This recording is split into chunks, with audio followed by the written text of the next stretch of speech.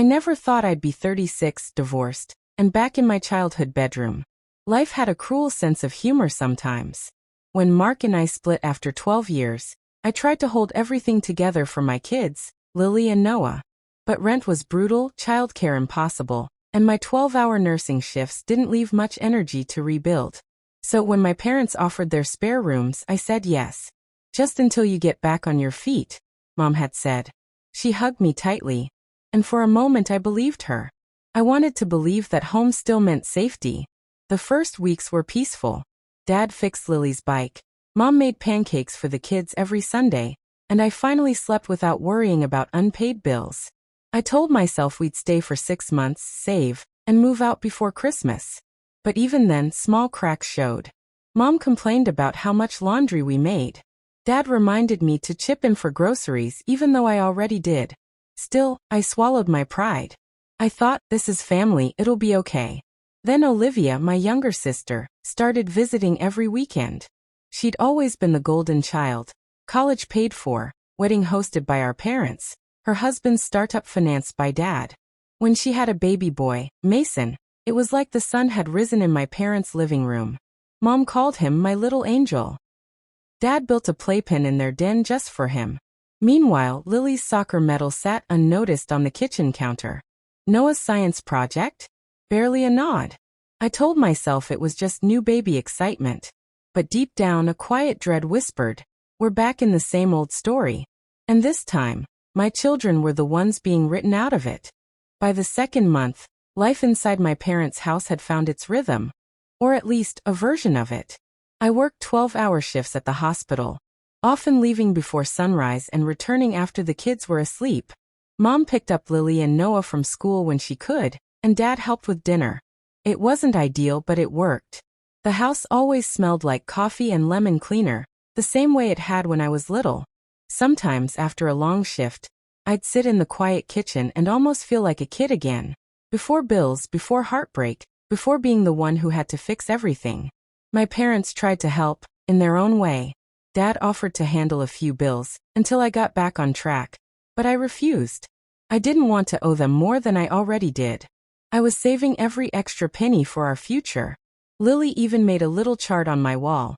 A colorful ladder where every $100 meant we were one step closer to our new house. On weekends, we watched movies, baked cookies, and pretended things were normal. But Olivia's visits grew more frequent. And every time she arrived, the entire energy of the house shifted. Mom would rush to the door like royalty had arrived. Dad's laughter got louder. And Mason, the baby, became the center of everything. One night, while clearing the table, I overheard Mom say, I wish Grace's kids were as calm as Mason. I froze. She didn't mean to be cruel, but it hit hard. My kids weren't wild. They were just children. Later, when I tucked Lily in, she whispered, Grandma likes Mason more than us, doesn't she? My heart cracked a little. Of course not, honey, I lied softly. She just talks about him a lot because he's little.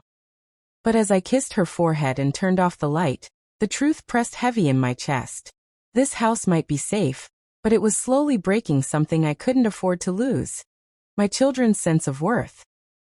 If there's one thing I'd forgotten about living with my parents, it's how small a house can feel when my sister Olivia is in it. She didn't even have to say much. Her presence filled every corner. She'd sweep in wearing designer sunglasses, and a scent that lingered long after she'd gone. Carrying Mason on her hip like a trophy.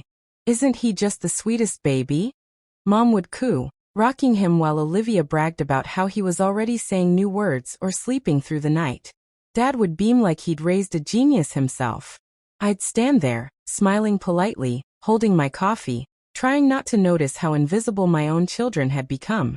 Noah would hover by the kitchen door, clutching one of his drawings, waiting for someone, anyone, to notice. Lily would try to help set the table, but Mom would shoo her away, afraid she'd wake the baby. One Saturday we were all sitting down for dinner when Olivia laughed and said, You know, Mom, I don't know how Grace does it all alone. I'd lose my mind. Mom smiled sympathetically at her.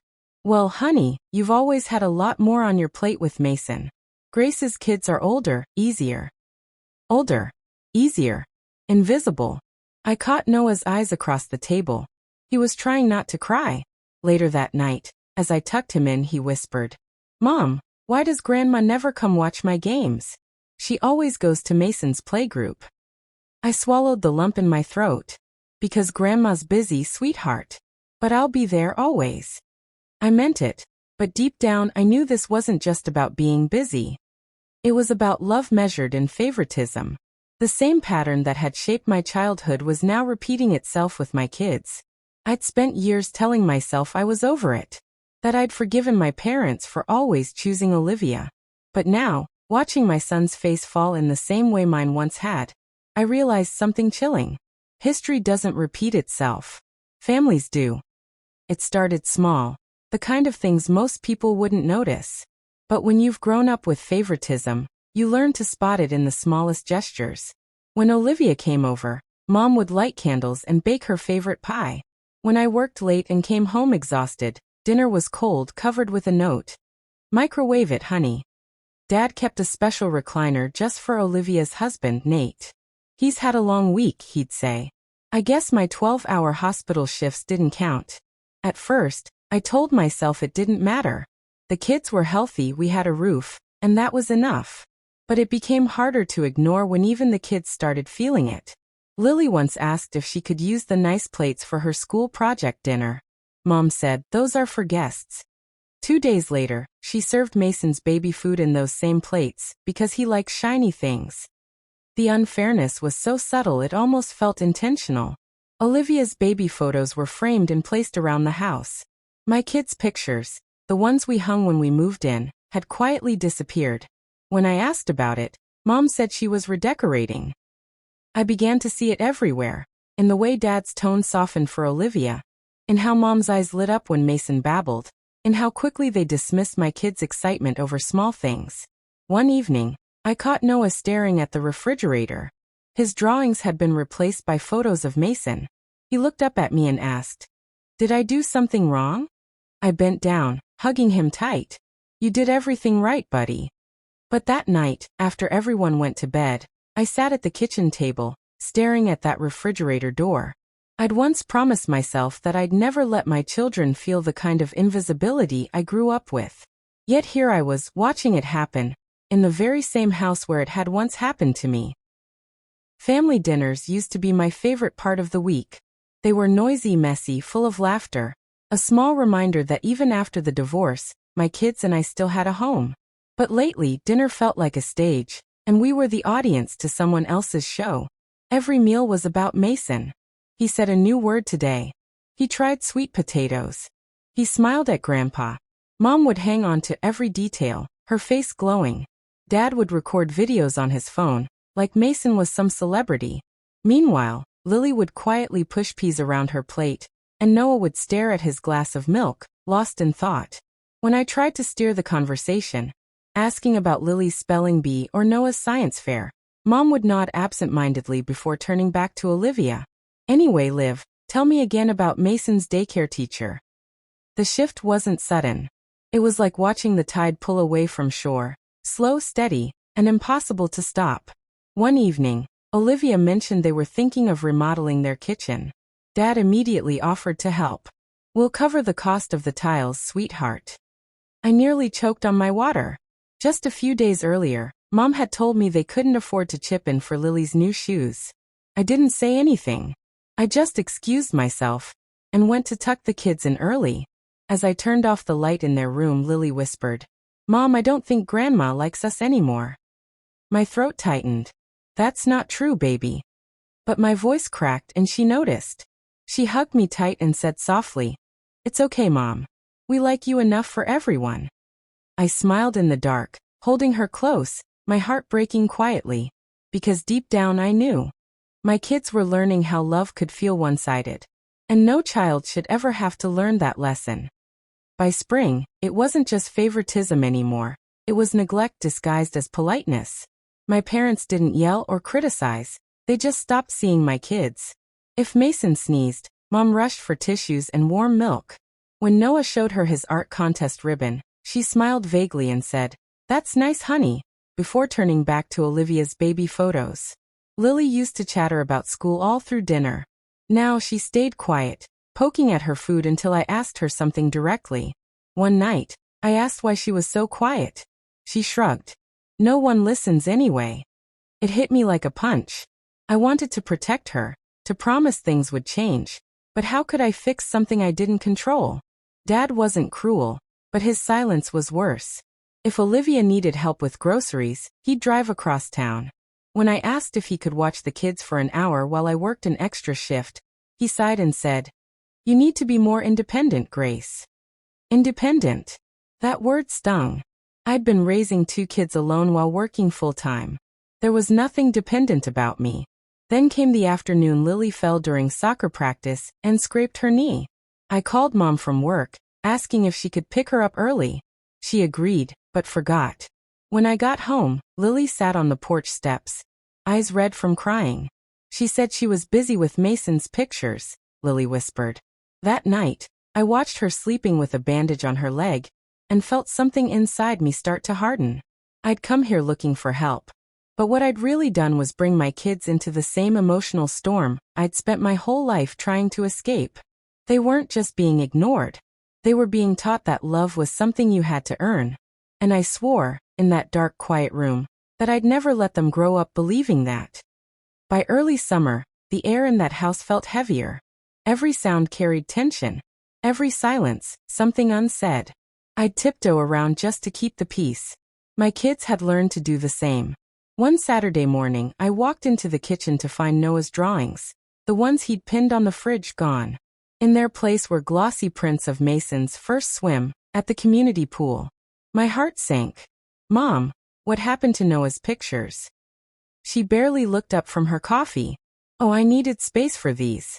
I'll put his up later." But she never did. Noah didn't ask about them, though I saw the hurt in his eyes every time he walked past that refrigerator. Later that week, Lily came to me holding a torn invitation. "Grandma said we shouldn't go to the neighbor's birthday party because Mason might need her," she said softly. It wasn't anger I felt anymore, it was grief. Watching my children shrink themselves to fit into this house was breaking me piece by piece. I tried talking to my parents that evening. "Mom, Dad, this favoritism is hurting my kids. Can't you see that?" Dad looked offended. "Don't start, Grace. We treat all our grandkids the same." Mom chimed in. "You're reading too much into everything. Olivia just needs more help right now." I wanted to scream. I needed help too. But I didn't. I just stood there, staring at the people who raised me, realizing how little they'd ever understood me, or my children. That night, I sat on the porch after everyone went to bed. The house lights glowed behind me, but I felt miles away. I opened my phone, looked at apartment listings and whispered to myself, just a few more months. Keep saving. Keep going. For the first time, I wasn't just tired. I was done pretending this was normal. Something in me had started to shift. And once a mother starts choosing peace over approval, there's no going back. It was late July when I finally tried to have a real conversation with my parents. Not a polite one, not a controlled one. A real one. The kind that had been building up in my chest for months. Mom was folding laundry in the living room when I sat down across from her. "Can we talk?" I asked quietly. She didn't look up. "If this is about Olivia again, Grace, I'm really not in the mood." "It's about my kids," I said firmly. "They're starting to feel unwanted here. I can't ignore that anymore." That made her pause. She sighed, like she was already tired of the topic. "Grace, you're being dramatic. We've done everything we can to help you. But you can't expect us to treat older kids the same way we treat a baby." I clenched my jaw. "It's not about the baby, Mom. It's about attention. About respect." Dad, hearing us from the hallway, joined in. "You're twisting everything, Grace. You've always been sensitive. Olivia just needs more support. She has a young child." "I had young children once too," I said, my voice shaking now. "I did it without a husband, without help, without anyone giving me a break. You didn't redecorate for my kids. You didn't buy them toys or set up a nursery." Dad frowned. "You chose that life. Olivia didn't." For a moment, I couldn't breathe. I had spent my whole life proving my worth to them. Working hard, being responsible, staying quiet. And in one sentence, they confirmed what I'd always known. No matter what I did, I'd never be enough. I stood up, heart pounding. "You're right," I said softly. "I did choose my life. And maybe it's time I choose better for my children too." Mom blinked. "What's that supposed to mean?" I didn't answer. I just turned away, tears burning behind my eyes. Because deep down, I already knew what it meant. The countdown to leaving had just begun. August came with suffocating heat, and news that made my stomach twist. Olivia and her husband had decided to temporarily move in while their house underwent renovations. "We'll only be here 6 weeks tops," Olivia said brightly over dinner, spoon-feeding Mason while Mom practically glowed beside her. Dad nodded. "Family helps family, Grace. We all make room when someone needs it." I stared at him. Make room? There wasn't any room left to give. My kids already shared the smallest bedroom in the house. My clothes were still half in boxes. When I pointed that out, Mom waved her hand. "We'll figure something out. You've always been flexible." 2 days later, the figuring out turned into chaos. Olivia's boxes filled the hallway. Mason's toys spilled across the living room. Dad moved the twins' art supplies to the garage for space, and Mom converted half our shared pantry into Olivia's baby shelf. The first night they stayed, I found Lily sitting on the stairs with her hands over her ears. "Mason's crying again," she whispered. "Grandma told me not to turn on the TV because he needs quiet." I sat beside her, stroking her hair, feeling utterly powerless. Upstairs, laughter echoed, Olivia and Nate watching Netflix while Mom warmed bottles in the kitchen. That laughter felt like salt on a wound. Every inch of this house now belonged to them. Even the air felt occupied. The next morning, I opened the fridge and found a sticky note on my yogurt. "Mason snacks. Please don't move." My patience cracked. I looked around the kitchen, once mine, now invaded by pastel sippy cups and half-finished baby food jars, and thought. They didn't move in temporarily. They took over. And as I watched my kids eat quietly at the corner table, shoulders slumped, I realized something else. If I didn't find a way out soon, this place would crush whatever childhood innocence they had left. Within a week, the house didn't feel like mine anymore. Olivia and Nate acted as if they owned the place. Their voices filled the rooms, their schedules ruled the kitchen, and my parents followed their lead without a second thought. Every morning started with the same sound. Mason crying, Olivia shouting, Mom hurrying to help. And every time my kids tried to play or laugh, they were hushed. "Not now," Mom would whisper sharply. "The baby's napping." It didn't matter if it was 10 a.m. or 4 p.m. The baby was always napping. Noah began doing his homework on the porch because it's too noisy inside.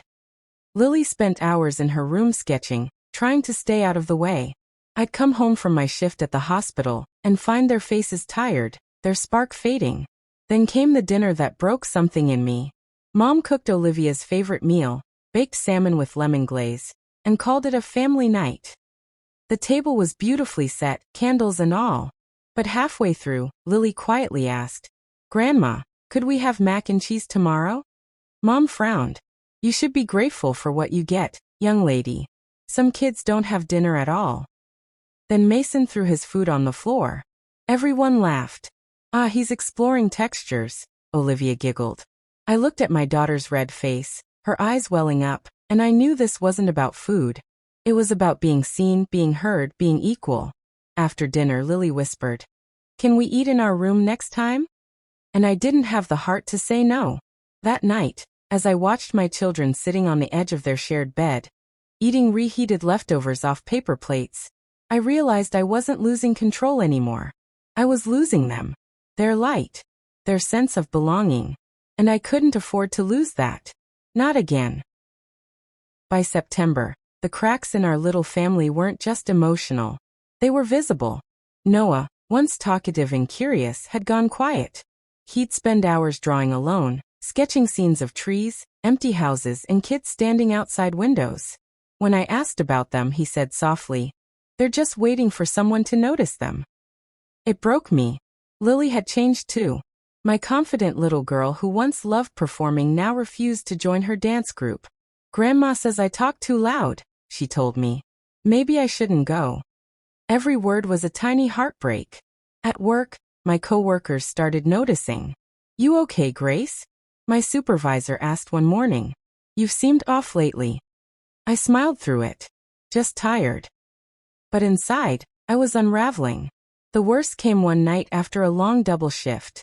I came home past midnight and found Olivia in the kitchen, complaining loudly about the mess my kids had left, a single cereal bowl in the sink. She didn't even look embarrassed when she said, "You really should teach them some manners." Before I could answer, Mom chimed in. She's right, Grace. The least you can do is keep things tidy when we're helping you so much. Helping me. That phrase made my skin crawl. They weren't helping. They were reminding me how much I owed them. The next day, Noah came home with a note from school. His grades had slipped, and his teacher was concerned about emotional distraction. When I asked what was wrong, he whispered, "I just don't feel good there. Or here."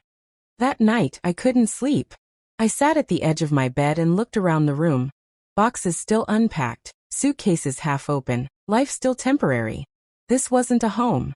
It was a reminder of everything I'd tried to escape. And if I didn't change something soon, my kids were going to start believing that this neglect, silence, invisibility was normal love. I couldn't let that happen. It happened over Sunday dinner. The kind of evening that looks normal from the outside, but changes everything underneath. Mom had cooked a big meal, mostly Olivia's favorites again. Nate was bragging about a new promotion. Olivia was laughing too loud, and Mason was banging his spoon on the table like a drum. My kids sat quietly beside me, pushing food around their plates.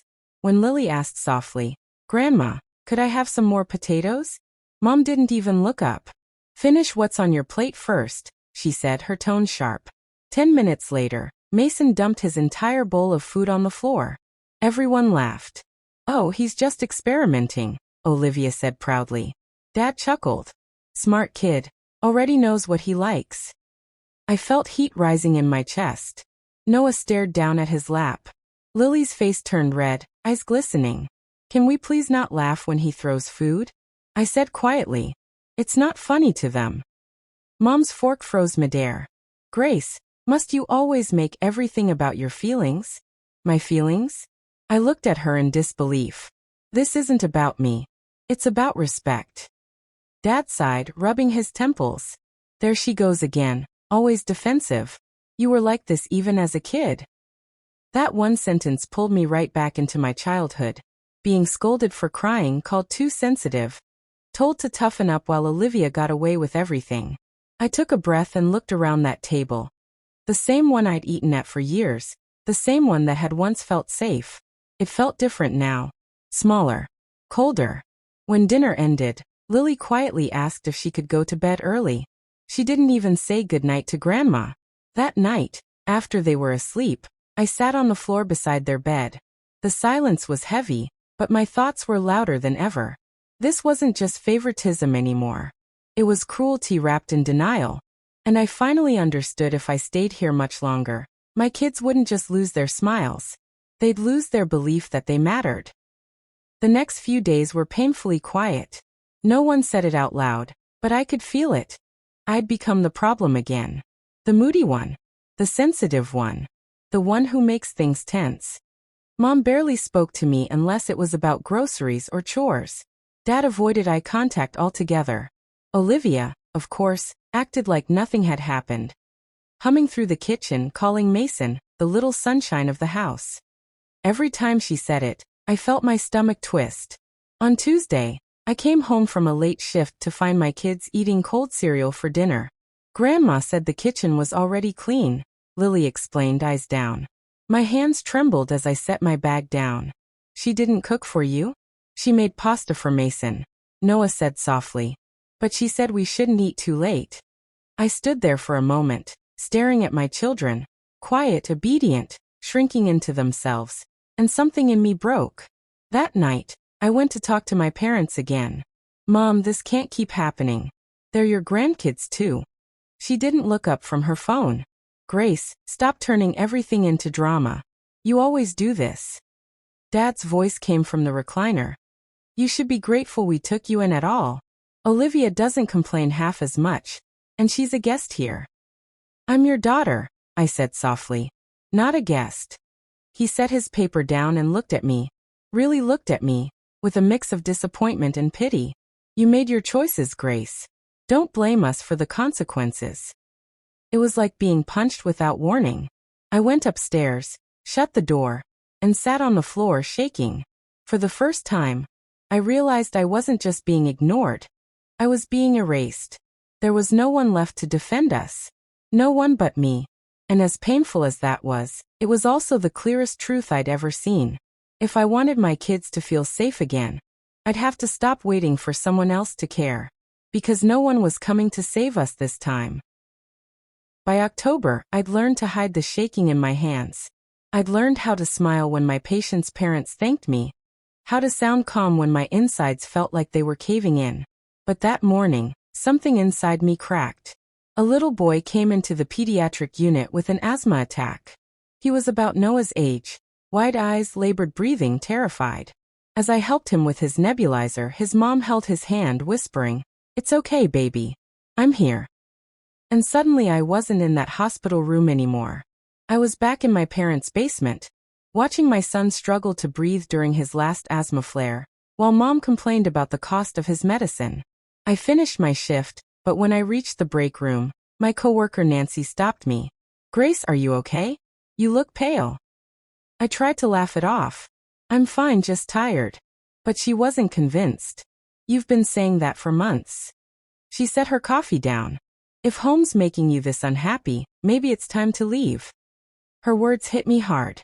I hadn't told anyone what was happening, yet she'd seen it all over my face. "I can't," I whispered. "I'm saving, but I don't have enough yet." Nancy tilted her head. "You don't need enough to start leaving. You just need the courage to go." That sentence stuck in my mind the entire drive home. When I walked through the door, the sound of Olivia's laughter filled the living room.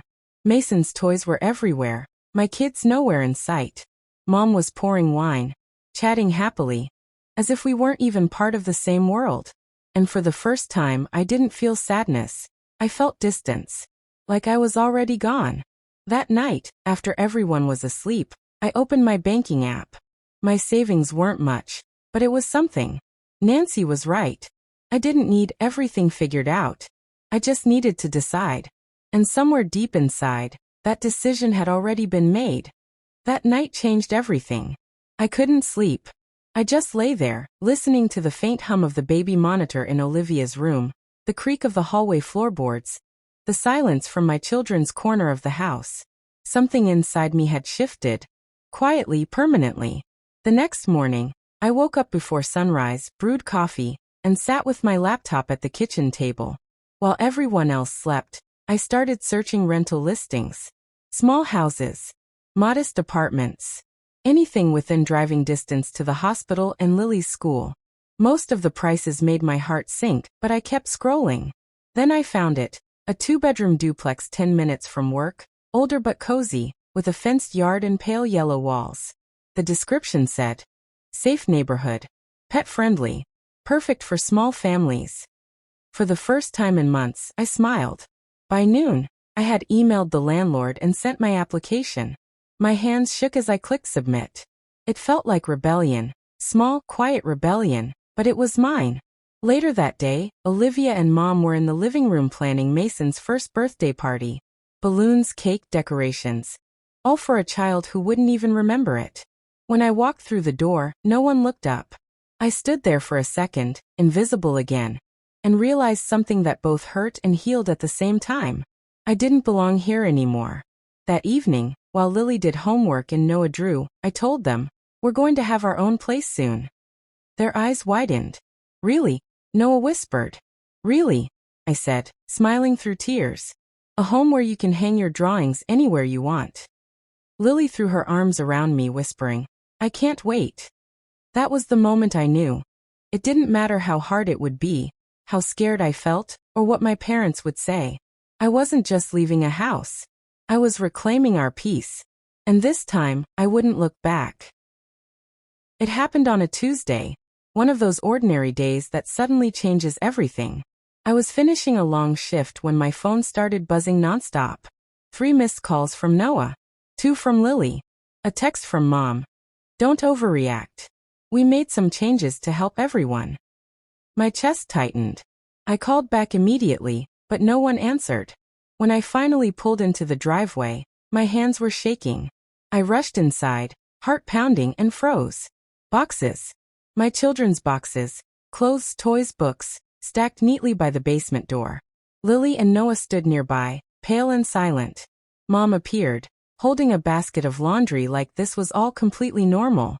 "Oh good, you're home," she said lightly. "We had to make space upstairs for Olivia and Mason.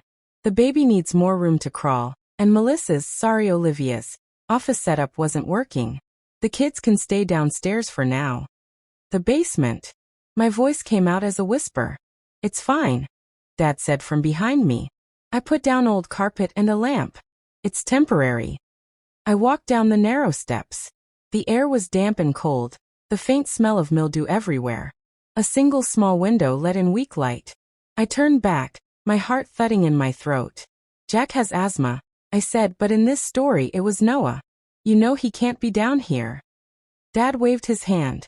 "Don't exaggerate. Kids are tougher than you think." I looked at my children, their backpacks still on, their eyes wide and scared, and something inside me snapped. "No," I said quietly. Mom frowned. "Grace, don't start again. It's not a big deal." But I wasn't listening anymore. I took Lily's hand in mine, then Noah's. My voice was steady, even calm. "Pack your things," I said. "We're leaving." Dad stood up. "Don't be ridiculous. Where will you even go?" I met his eyes and felt something new rise in my chest. Power. "Anywhere but here," I said. And this time I meant it. The moment I said, "We're leaving," the room froze. Mom's mouth fell open. Dad's face turned red. Olivia stepped out from the hallway, Mason perched on her hip, watching the scene like a spectator at a play. "Grace, don't be dramatic," Mom said finally. "You're tired. Let's talk about this later." I shook my head. "No, Mom. There's nothing left to talk about. You moved my kids into a basement without even asking me." Dad stood, his voice sharp. "We did what was necessary. You should be grateful we let you stay this long." "Grateful?" I laughed, a quiet, broken laugh. "For what? For teaching my kids that they matter less than a baby? For reminding me every day that we're just guests in your house?" Mom put Mason down and glared at me. "You've always been ungrateful, Grace. Always playing the victim. Your sister never causes drama." "Because you never gave her a reason to," I snapped. "She's your golden girl, and she always has been." The air went still. Even Olivia's smile faltered. Lily clutched my hand. Noah stood behind me, silent but trembling. I looked at them, my whole world standing there in fear. And something inside me hardened. "This ends tonight," I said. Dad crossed his arms. "You're making a mistake. Where will you go? You can't afford rent on your salary." I met his eyes. "I already found a place. I signed the lease last week." That silenced everyone. For once, my mother had nothing to say. I turned to my kids. "Go get your things, sweetheart. Just the important ones." As they hurried upstairs, Mom whispered, "If you walk out that door, don't expect to be welcomed back." I looked at her, the woman I'd spent my life trying to please, and smiled sadly. "That's okay, Mom. I stopped expecting that a long time ago." Then I opened the door, the cool night air hitting my face like freedom. And for the first time in years, I didn't feel small. I felt alive. The night air felt cold against my face, but it was the kind of cold that wakes you up. The kind that tells you you're finally alive. Lily and Noah climbed into the back seat, clutching their backpacks and a few favorite things. Lily's stuffed bunny, Noah's sketchbook. The car smelled like crayons and faint soap, a scent that suddenly felt like safety. Inside the house, voices rose. Mom shouting my name. Dad saying something about respect and family. But I didn't go back. Not this time. I started the engine, my hands trembling on the wheel. For a second, I just stared at the porch lights. The same ones I used to look for when I was a kid coming home from school. They'd once meant comfort. Now they just reminded me of everything that was broken. Mom. Lily's voice was small. Are we really leaving? I turned around, forcing a smile through tears. Yes, sweetheart. We are. Noah whispered. Are we in trouble? I shook my head. No, baby. We're just done being hurt. As I drove away, the house grew smaller in the rearview mirror, fading into the dark like a memory I no longer needed. We drove in silence for a while. The hum of the tires filled the quiet. Then Lily reached forward and rested her hand on my shoulder. I'm proud of you, Mom, she said softly. That's when the tears finally came. We arrived at Nancy's house close to midnight. She'd left the porch light on, a blanket over the couch, and a note that said, You're safe here. I tucked the kids in on the air mattress beside me. They fell asleep within minutes, peaceful for the first time in months. Lying there in the dark, I stared at the ceiling, heart aching but steady. I'd lost my parents that night. But I'd saved my children, and maybe in some small way, I'd saved myself too. The next morning, sunlight streamed through Nancy's kitchen window, soft and golden. The kind of light that makes everything feel new. For the first time in months, I didn't wake up to tension or criticism. Just the sound of my kids laughing over cereal. Nancy walked in wearing her scrubs, holding 2 lunchboxes. Made some sandwiches for the road, she said with a smile. You're welcome to stay as long as you need. I didn't realize I was crying until she handed me a tissue. You have no idea how much this means. She squeezed my shoulder. Sure I do. Every mom deserves peace. That day, I took the kids to see the duplex I'd applied for. The landlord, a kind older man named Mr. Davis, showed us around. The place wasn't fancy, creaky floors, dated cabinets, but it felt right. This could be ours, I whispered. Lily ran from room to room, claiming the one with the biggest window. Mom, I can see the playground from here. Noah stood quietly in the living room, tracing the outline of the wall with his fingers. Can I hang my drawings here? Yes, baby, I said. Everywhere. Mr. Davis handed me the keys with a small smile. You seem like someone who'll take care of this place. When we walked out, I looked at the keys in my hand. Heavy, shining, real. For the first time in a long time, they didn't feel like permission. They felt like freedom. That night, back at Nancy's, Lily fell asleep mid-sentence, and Noah curled up beside her, sketchbook still open. I sat on the floor and just watched them breathe. We didn't have furniture or a moving truck or even a full plan, but we had hope. And that was enough. I texted the landlord to confirm our move-in date. Friday. 5 days from now, my children would finally have a home that belonged only to them. And I'd never again let anyone make them feel like guests in their own lives. By the 3rd day at Nancy's, my phone wouldn't stop buzzing. First came the missed calls. Then the texts, long, guilt-soaked paragraphs from my mother. Short, angry bursts from my father. You've embarrassed this family. We were only trying to help you. You've hurt your mother deeply. I read every word, my heart pounding, but I didn't reply. Not yet. Then Olivia chimed in. Mom's been crying all night. You really think you're the victim here? The old me would have answered, would have tried to explain, defend, make peace. But not this time. I turned the phone face down on the table and let the silence be my answer. When I finally responded 2 days later, my message was short. We're safe. We're fine. I'll contact you when I'm ready. That was all I owed them. The next morning, I dropped Lily and Noah off at school, then stopped by our soon-to-be new home. The landlord had left the front door unlocked, so I could measure for curtains. The house smelled faintly of fresh paint and sunlight. For the first time in months, I exhaled without my chest tightening. Later that evening, Nancy poured me coffee after work. You heard from them again? She asked. Non-stop, I said, scrolling through unread messages. It's like they can't stand not controlling me. She smiled knowingly. People who lose control over you will always call it betrayal. Her words sank deep. That night, I turned off my phone before bed. No buzzing, no guilt, no noise. Just quiet, peaceful, golden quiet. Lily fell asleep humming beside me, her fingers clutching her stuffed bunny. Noah doodled a tiny house under a starry sky in his sketchbook. And I realized that for the first time in years, My children weren't shrinking to fit inside someone else's love. They were finally beginning to grow. The first few weeks in our new home felt like breathing fresh air after years underground. The duplex was small, 2 bedrooms, a creaky staircase, a kitchen that hummed when the fridge kicked on. But it was ours. Lily decorated her room with paper stars she made from notebook pages. Noah covered his walls with drawings, trees, mountains, and tiny houses under big skies. I hung a whiteboard on the fridge where we wrote small victories. First dinner in our home. No nightmares this week. Mom didn't cry today. We were healing in pieces. At night, the silence felt different here. Not heavy, not watchful. Just quiet, the good kind. I'd sit on the couch with a cup of tea, listening to my kids laugh from their rooms, and realize that peace wasn't loud. It was gentle. School went better, too. Lily joined the art club. Noah's teacher emailed to say his focus had returned.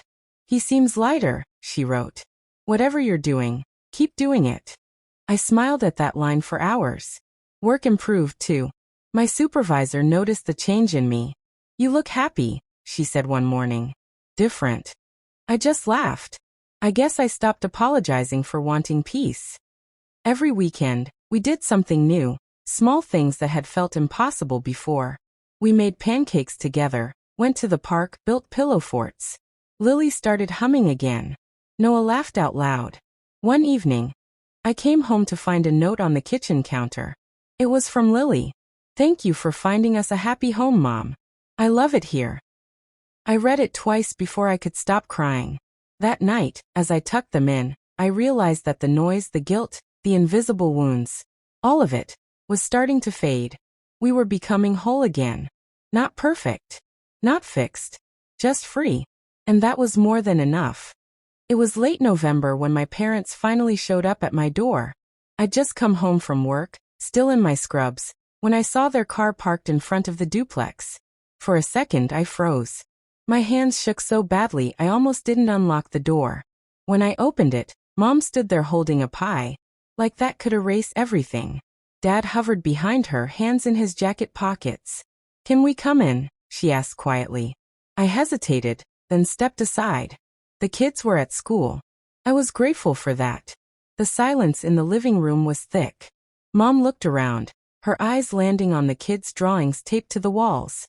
"It's nice here," she said softly. "It's home," I replied. Dad cleared his throat. "We wanted to talk." I crossed my arms, keeping my voice steady. "About what? The basement? The years of favoritism? Or the fact that you only noticed us after we left?" Mom's eyes welled up. "Grace, please. We didn't realize how much we were hurting you. We thought we were helping Olivia through a rough time." "And I wasn't in one?" My voice cracked. I was a single mom working double shifts, raising 2 kids alone.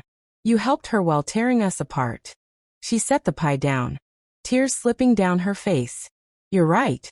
We were blind. We just didn't see it until you were gone."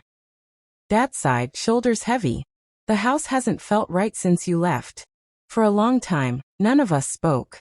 Then I whispered, "I needed you to protect my kids. And you didn't." Mom nodded slowly. "I know. And I'm sorry. It wasn't perfect. It wasn't everything I needed to hear. But it was real."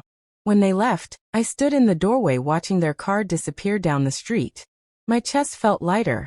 Not from forgiveness, but from finally being heard. Sometimes healing doesn't start with closure. It starts with courage. And the strength to open the door again. Even when your heart still trembles. By winter, the rhythm of our lives had changed. Steady, peaceful, almost tender. The pain hadn't disappeared, but it had softened into something I could live with. Work felt different now. I wasn't dragging myself through each day just to make it home in one piece. I was thriving. My supervisor called me into her office one morning and smiled. "Grace, we're promoting you to charge nurse. You've earned it." I almost cried right there. For years I doubted myself, second-guessed every choice, every word, every boundary. But now I knew my worth didn't depend on anyone's approval. When I told Lily and Noah that night, they jumped up and down in the kitchen. "Does that mean more pancake Saturdays?" Noah asked. I laughed. "It means a little more money. And yes, more pancakes." We celebrated with ice cream for dinner. Something I never would have dared at my parents' house. As months passed, our little duplex turned into a real home.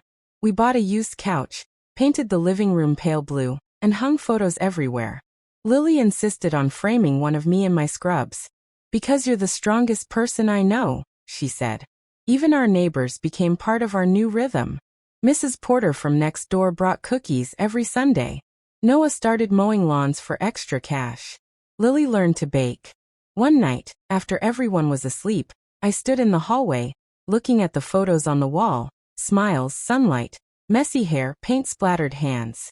For so long I'd felt like life was something happening to me. But now I was shaping it myself. And that realization was worth every sleepless night, every tear, every mile I'd driven away from that house I once called home. We weren't just surviving anymore. We were growing. It was early spring when I got the call from Olivia. Her voice trembled, something I'd never heard before. "Grace, can you talk?" I hesitated. It had been months since we'd spoken beyond polite texts. "What's wrong?" Her sigh cracked through the phone. "Nate and I, we're separating. He left last week. Mom and Dad are helping with Mason, but things are hard." For a moment, I didn't know what to say. The same parents who once told me to be grateful were now running to comfort her again. But the difference was, this time, I didn't feel jealous. Just sad. A few weeks later, Mom asked if they could visit again, this time with Olivia and Mason. "She's having a tough time," she said quietly. "Maybe we can all have dinner. Like family."